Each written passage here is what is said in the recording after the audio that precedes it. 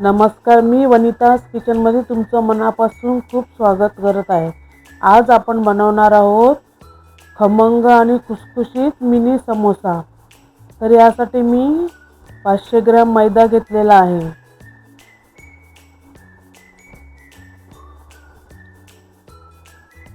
त्याच्यात मी एक छोटा चमचा ओवा हातावर चोलून टाकत आहे. हे चोळून टाकल्यावर कसं त्याच्यात खूप छान सुगंध येतो आणि चव पण छान लागते. आणि मी थोडेसे इथे काळे तीळ घेतलेले आहे, त्याच्याने सुद्धा खूप छान चव येते आणि ते समोसावर छान दिसतात. एक चमचा मीठ आणि अजून थोडंसं मीठ त्याच्यात टाकत आहे. आता हे आपल्याला आणि मी त्याच्यात एक चमचा साजूक तूप टाकत आहे. ह्याने कसं समोसा खुसखुशीत आणि छान होईल आणि त्याला सुगंध पण छान येईल.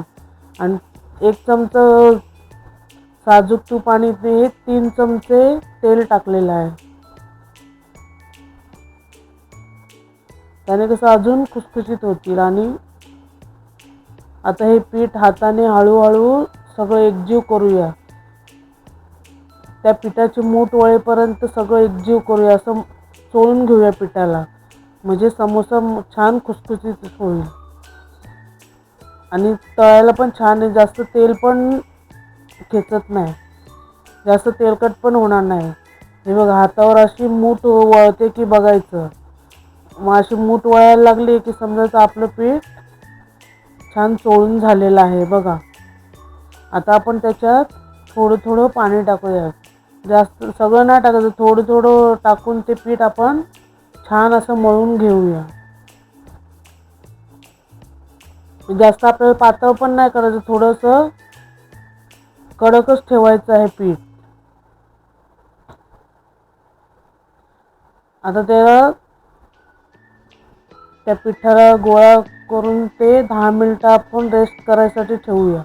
त्याच्यावर झाकण देऊन बघा, पीठ असंच कडकच थोडंसं झालं पाहिजे, एकदम मऊ नाही करायचं, नाहीतर समोसे आपले खुसखुशीत नाही होणार. त्याला झाकण ठेवून मी 10 मिनिटं ठेवलेले आहेत. इथे मी समोसाच्या भाजीसाठी मसाला तयार करत आहे. आणि त्याच्यात मी थोडीशी अर्धा चमचा काळी मिरी, 1 चमचा जिरं, 1 चमचा धणे आणि 1 चमचा बडीशेप घेतलेले. आता याचं आपण ओबडधोबड वाटण करून घेऊया. हे बघा, मी असं वाटण करून घेतलेलं आहे ओबडधोबड, जास्त बारीक नाही, थोडंसं मीडियम जाडसरच ठेवायचं आहे. आणि त्यासाठी एक इंच आल्याचा तुकडा आणि 3 हिरव्या मिरच्या घेतलेल्या आहेत त्या भाजीत टाकायसाठी. आता ते पण असं आपण ओबडधोबडच वाटूया, एकदम बारीक पण नाही, पेस्ट पण नाही करायची. हे बघा, असे ओबडधोबड करून घेतलेलं आहे मी. आता यासाठी मी समोसाची भाजी करायसाठी 3 बटाटे उकडून घेतलेले आहे. आता त्याला मी सुरीने असे कट करून घेत आहे.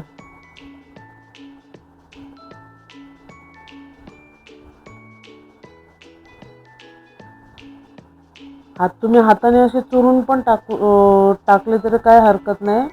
मी असे चाकूने बारीक कट करून घेतलेले आहेत. चला, आता आपण भाजीची तयारी करूयात. आता मी गॅसवर कढई ठेवलेली आहे. त्याच्यात मी 2 ते 3 चमचे तेल टाकलेलं आहे. आता त्याच्यात आपण 1 छोटा चमचा राई टाकूया. बघा, तेल तापलेलं आहे. आता जशी ती राई तडतडायला लागली की त्यात आपण एक 5 ते 6 पानं कढीपत्त्याची टाकूया. ती कढीपत्त्याची पानं तडतडली की त्यात थोडंसं हिंग टाकूया.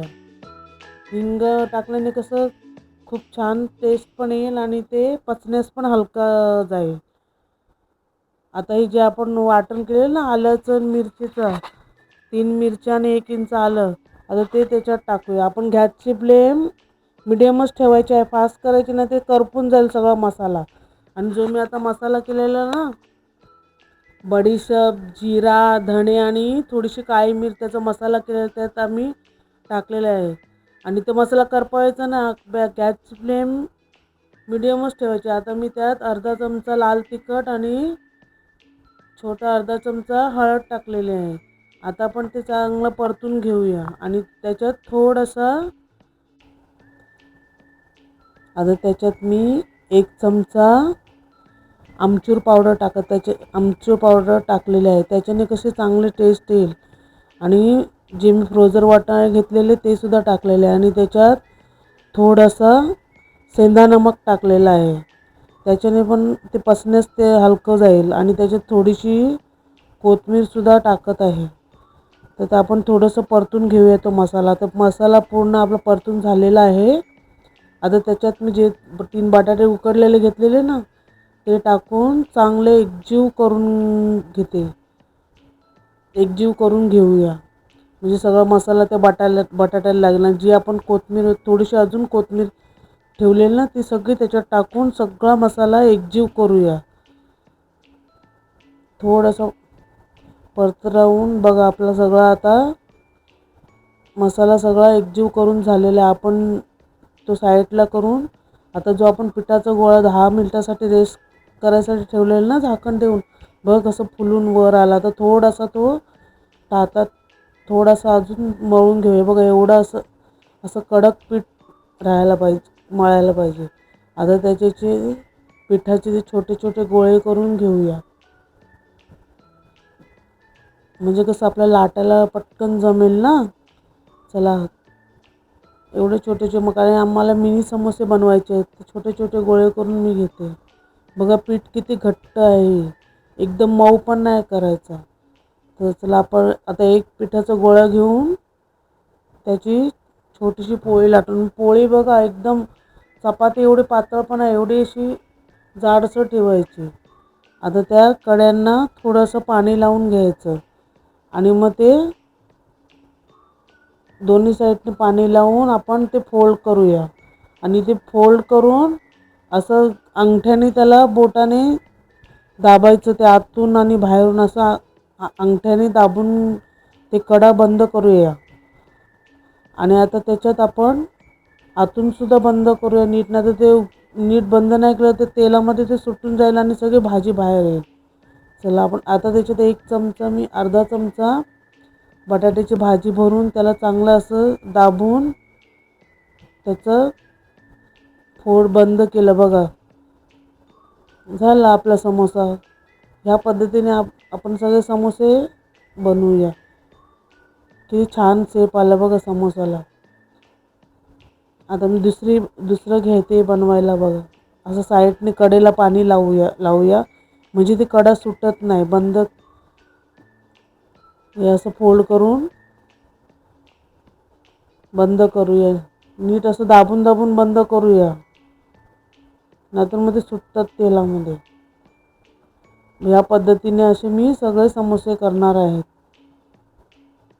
बघा तुम्ही पण करून बघा, छान होतात समोसे. आणि त्याची भाजी पण किती छान झालेली बघा. माझ्या पद्धतीने करून बघा, तुम्हाला खूप आवडेल ती भाजी.